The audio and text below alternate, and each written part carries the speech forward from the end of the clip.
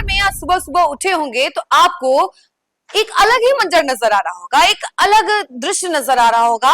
सामान्य मौसम नहीं लगा होगा क्योंकि आप सुबह उठे होंगे और अचानक से आपको अंधेरा अंधेरा छाया हुआ नजर आ रहा होगा।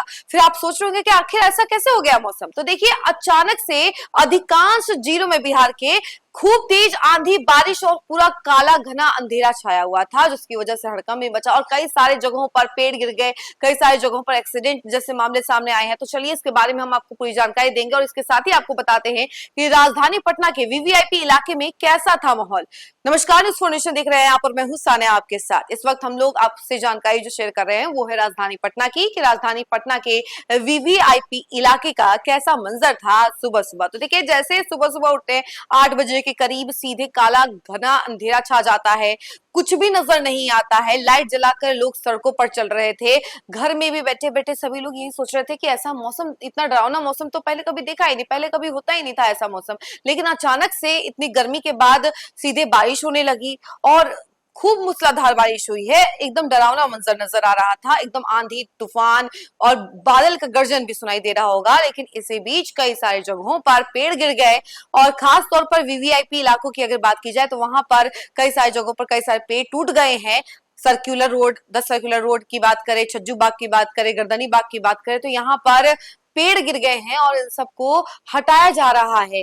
जेसीबी की मदद से सभी पेड़ को हटाया जा रहा है, यातायात बाधित हो रही है। तो चलिए इसके बारे में थोड़ी जानकारी हम आपको विस्तार से देते हैं। पटना में तेज आंधी और बारिश के कारण कई सारे पेड़ गिर गए। वीवीआईपी इलाके में जेसीबी से पेड़ जो है वो हटाया जा रहा है।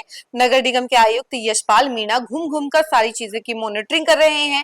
पटना के गर्दनी बाग, हज भवन, छज्जू बाग और इसके अलावा सर्कुलर रोड इलाके में बहुत सारे पेड़ गिर पड़े हैं। वहीं पटना नगर निगम के आयुक्त ने खुद पूरा मोर्चा संभाला हुआ है। तेज बारिश के बीच सड़कों पर नगर आयुक्त यशपाल मीणा भी नजर आए। युद्ध स्तर पर पेड़ हटाने का कार्य जारी है और जल जमाव से निपटने के लिए भी नगर निगम की तैयारी तेज है। तो देखिए, आप जैसा कि जानते हैं कि जब भी पटना में बारिश होती है और ज्यादा बारिश अगर होने लग जाती है तो कई सारे इलाकों में जल जमाव हो जाता है।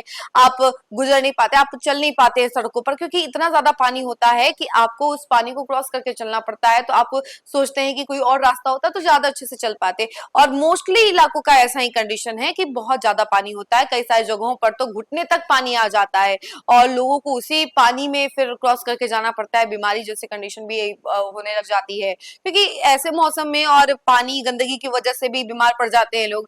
तो इन सब चीजों से निपटारा करने के लिए भी अब युद्ध स्तर पर तैयारियां चल रही हैं। नगर निगम अपनी अपनी तैयारियों में लगी हुई है, क्योंकि ये तो आज का मौसम है। आने वाले समय में हो सकता है कि इससे भी ज्यादा आपको मौसम खराब नजर आए, क्योंकि ऐसा कंडीशन अभी तो राजधानी पटना का पहली बार देखा गया है, लेकिन कई जिलों में इससे पहले भी आंधी बारिश तूफान नजर आ रहा था और उसकी खबरें भी हम आप तक पहुंचा रहे थे कि एक तरफ जहां बिहार में गर्मी है, एकदम भीषण गर्मी हो रही थी, तो वहीं कई सारे जिलों में तेज आंधी तूफान और अलर्ट भी जारी किया गया था।